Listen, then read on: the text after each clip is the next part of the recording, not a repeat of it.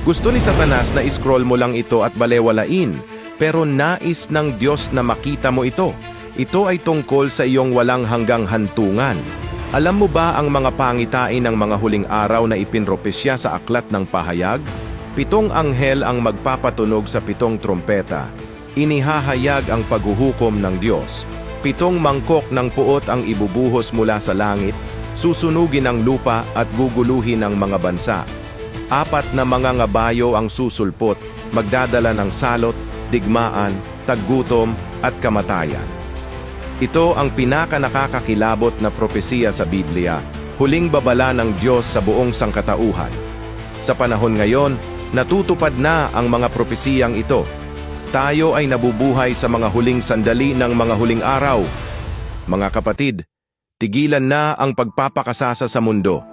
Tigilan na ang pagnanasa sa makamundong kaligayahan. Ngayon na ang pinakamahalagang oras upang magsisi at ihanda ang iyong sarili. Kung sumasang-ayon ka, amen, at ibahagi mo ang mensaheng ito sa mga mahal mo.